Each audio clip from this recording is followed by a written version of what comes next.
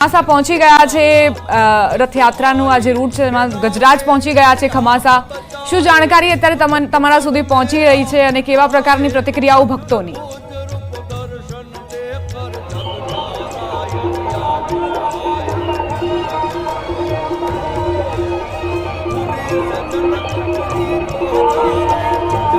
જી પ્રણવ।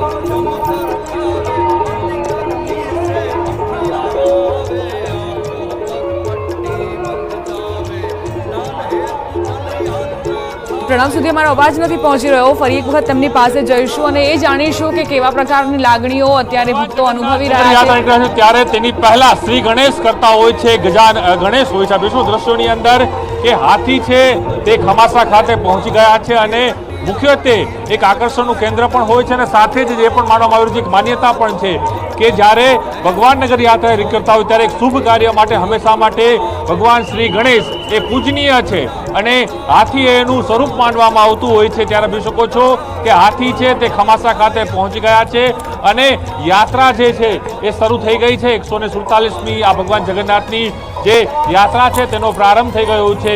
વહેલી સવારે રાજ્યના મુખ્યમંત્રી ભૂપેન્દ્ર પટેલે વાહિંદ વિધિ કરીને નગર યાત્રા છે તે નગર યાત્રાનો છે પ્રારંભ કરાવ્યો અને દ્રશ્યો જોઈ શકાય છે કે કઈ રીતે જે છે દ્રશ્યો છે કે નગર યાત્રાએ ભગવાન જગન્નાથ નીકળી રહ્યા છે પોતાના ભાઈ અને બહેન સાથે।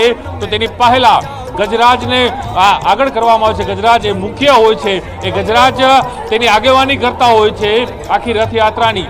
11 જેટલા ગજરાજો છે, આપ જોઈ શકો છો કે 11 ગજરાજો છે તે યાત્રાની શરૂઆત કરતા હોય છે, પ્રારંભ કરાવતા હોય છે। આપણા શાસ્ત્રોમાં પણ કહેવામાં આવ્યું છે કે જે પણ શુભ કાર્ય થતું હોય છે તેની અંદર શ્રી ગણેશ એ પ્રથમ હોય છે। ત્યારે શ્રી ગણેશને જે કહી શકાય કે ભગવાન ગણેશના સ્વરૂપ માનાતા જે હાથીઓ છે તે હાથીઓ જે છે તે હાલ જોવા મળી રહ્યા છે। દ્રશ્યોમાં પણ જોવા મળી રહ્યું છે કે કઈ રીતે જે ભગવાન જગન્નાથની જે નગર યાત્રા છે તે નગર યાત્રા નીકળી ચૂકી છે। નગર યાત્રાના પહેલા પ્રારંભમાં જ જે કહી શકાય કે ગજરાજોએ આગેવાની કરી છે। ત્યારબાદ અખાડાઓ આવશે, ભજન મંડળીઓ આવશે અને ત્યારબાદ ભગવાન જગન્નાથ જે છે એ તે અહીં જોવા મળશે દર્શન માટે। પરંતુ તેની પહેલાના દ્રશ્યો જોઈ શકાય છે કે કઈ રીતે છે તે ગજરાજ છે તે આવી ગયા છે ખમાસા ખાતે। એટલે યાત્રાનો પ્રારંભ થઈ ગયો છે અને આ યાત્રા વિસામો સરસપુર ખાતે અહીં આ વિસામો છે આ યાત્રા અહીં લેવાની છે। પરંતુ તેની પહેલાના આ જે દ્રશ્યો છે આપ જોઈ શકો છો કે ગજરાજો છે તેનું આગમન થઈ ગયું છે। ગજરાજો હવે ધીમે ધીમે આગળ જઈ રહ્યા છે। મહત્વની વાત એ છે કે આ યાત્રા એ માત્ર કોઈ એક યાત્રા નથી રહી, પરંતુ આ યાત્રા હવે કોમી એકતાની એક મિસાલ બની ગઈ છે। તો સાથે જ ભારતની સૌથી લાંબી આ નગર યાત્રા છે।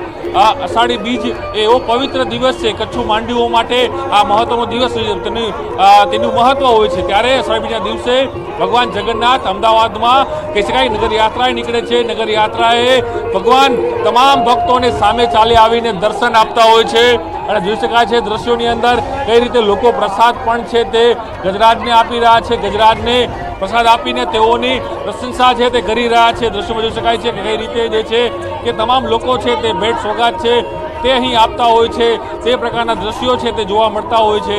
જોઈ શકાય છે કે કઈ રીતે જે ગજરાજ છે જોઈ શકાય જેવો ગજરાજ છે તમામ લોકો છે તેને ક્યાંક ને ક્યાંક જે દાન ધર્મ હોય છે તે કરતા હોય છે। તે પ્રકારના દ્રશ્યો છે તે હાલ અહીં જોવા મળી રહ્યા છે અને ખાસ કરીને જે માહોલ બન્યો છે તે ભક્તિમય માહોલ છે તે બની ગયો છે।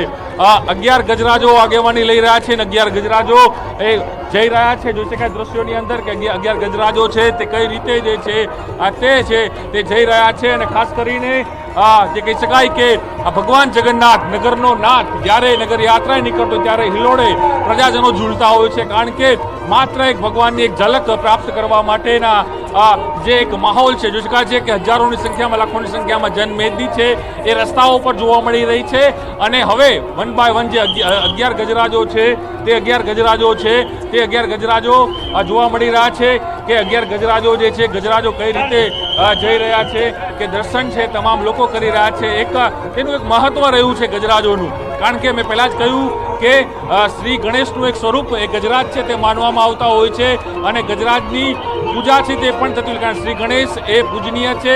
તમામ જે ધાર્મિક હોય છે તેની અંદર તેને મોખરે રાખવામાં આવતા હોય છે, તમામના પૂજનીય છે તે ગણેશ હોય। હું દ્રશ્ય બતાવીશ। જોઈ શકાય છે કે કઈ રીતે ગજરાજો છે તે અહીં આવી રહ્યા છે, લોકો છે ભેટ સોગાદ આપી રહ્યા છે, મહાવતને અને જોઈ શકાય છે દ્રશ્યોની અંદર અનેક જે સાધુ સંતો પણ જોવા મળી રહ્યા છે અને હવે ત્યારબાદ જે ગજરાજો પૂર્ણ થયો છે ત્યારબાદ જોઈ શકાય છે કે જે મુખ્ય આકર્ષણ જી પ્રણવ આગળ પણ અપડેટ્સ આપની પાસેથી લેતા રહીશું. આભાર જાણકારી આપવા માટે. શાસ્ત્રીજી, અત્યારની આ તસવીરો ખમાસાથી સામે આવી રહી હતી.